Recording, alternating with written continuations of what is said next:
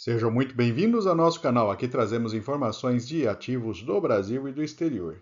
E no vídeo de hoje vamos falar do Mauá Capital Real Estate, MCRE11. A princípio você não deve conhecer esse fundo, uma vez que ele mudou de nome recentemente, né? Ele era o MCHY11, então houve essa mudança, né? De Mauá High Yield para Mauá Real Estate, tá? Então, a gente vai trazer a análise dos dados desse fundo imobiliário de papel, que é um fundo de altos dividendos, né? Ele tem pago aí na casa de 16%. Vamos entender um pouco melhor aí como é que é o seu portfólio, seus principais ativos, tentar identificar pontos de risco dentro desse portfólio, né, que o investidor deve ficar atento. Então fique com a gente até o final, certamente vai encontrar informações que sejam úteis para os seus investimentos. E se o vídeo ajudar em seus estudos, fique à vontade para curtir, compartilhar e se inscrever em nosso canal.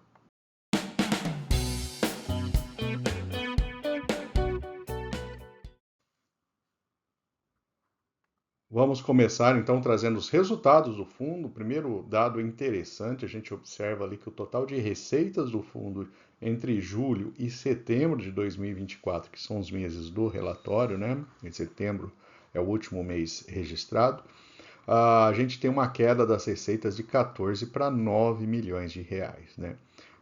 Uma parcela relevante aí vem dos juros, a outra parte da correção, né? Então, tivemos aí alguns meses com indicadores de inflação menor e por conta disso, o fundo ele acaba sendo prejudicado, né? Mas também a receita de juros veio num patamar mais baixo. Olhando a distribuição, então aqui a gente tem a quebra dos rendimentos, né? E o uso de 3 centavos das reservas por cota para fazer a distribuição de 10 centavos. Então, se não fosse essa parcela, a distribuição do fundo deveria ter sido na casa de 7 centavos, né? Então, é um fundo que ele apresenta aí uma queda de resultados, mas ele está mantendo ali uma gordura que ele fez ali nos últimos meses para manter essa distribuição. E por conta disso, né, ele mantém ainda a sua projeção até dezembro de 24, pelo menos, ficando entre 9 e 10 centavos. Ele não se compromete em cravar um número, uma vez que parte do seu resultado vem dos indicadores de inflação. Então, se tivermos alta da inflação, o resultado desse fundo ele melhora. Olhando um histórico um pouco mais longo aqui de distribuição, desde 2022, a gente observa que vem caindo ano após ano ali o resultado e a distribuição desse fundo. Ele era 14 centavos por cota, 13, 11 e agora está no patamar de 10, correndo o risco no patamar de 10, uma vez que o seu resultado recente ele ah, fica abaixo aí desses 10 centavos. Então, em algum momento, ele deve ter que revisar para baixo ainda essa distribuição, se essa condição se manter por muito tempo. Vamos falar então de ativos, né? Os ativos que compõem o portfólio, temos o CRI Lotus Tower, que é um empreendimento, né, em Brasília. Na verdade, são três, né? Uma laje corporativa, um residencial e uma segunda laje corporativa, né?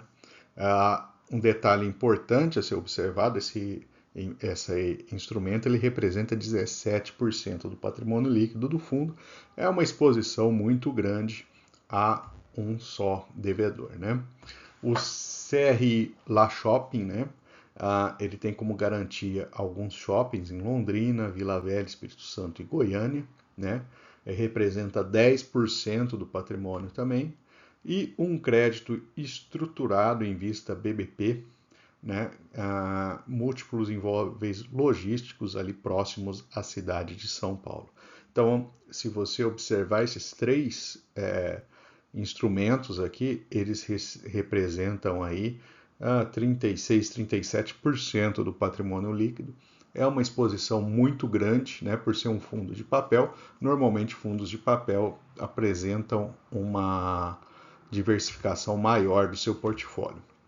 Seguindo aqui, né, completando aí a lista dos maiores, né, a gente tem um CD em Santa Cruz, no estado do Rio de Janeiro, fácil acesso aí para a Avenida Brasil, né, então um CDI aí para suprir a necessidade logística na capital carioca, capital fluminense, né?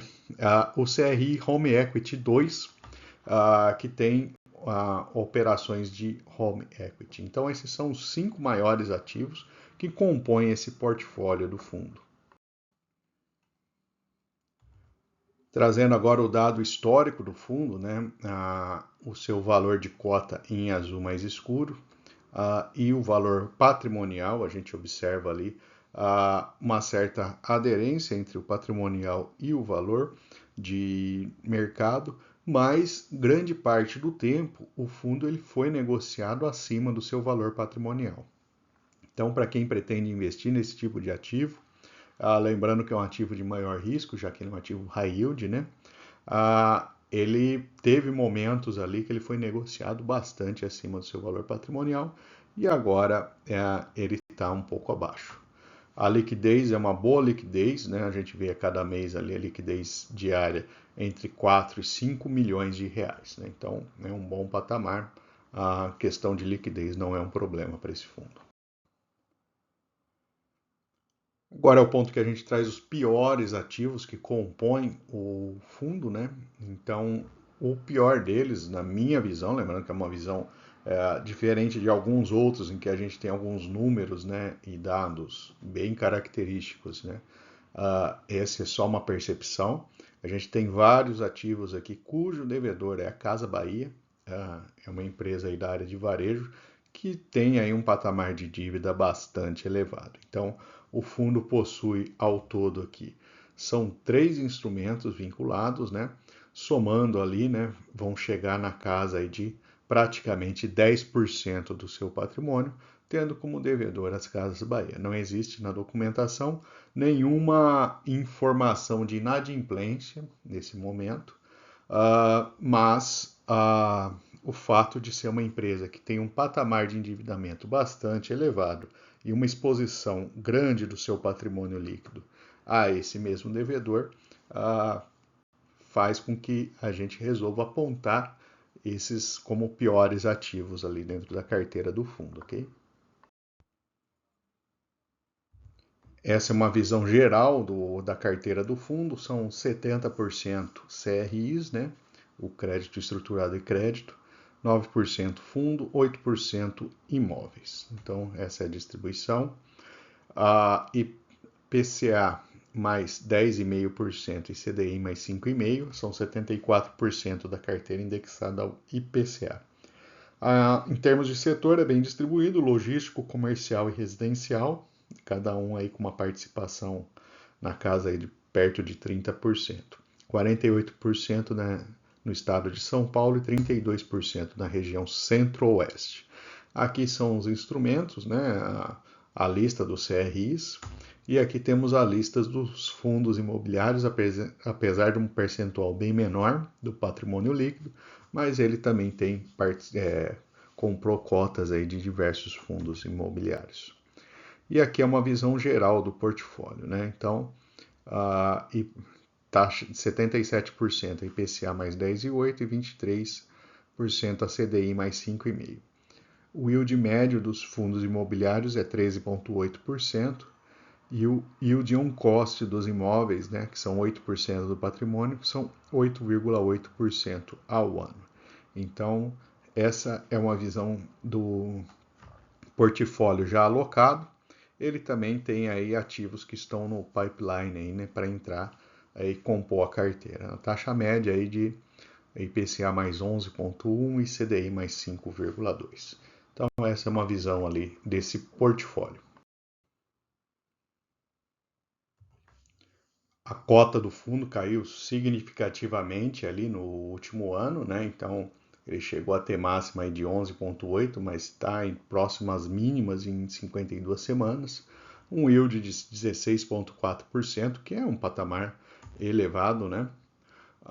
Aqui a distribuição média mensal nos últimos 2 anos foi 12,6 centavos por cota, né? São 100 mil cotistas. E aqui a gente já tinha visto ali o gráfico da distribuição de rendimentos do MCRE11.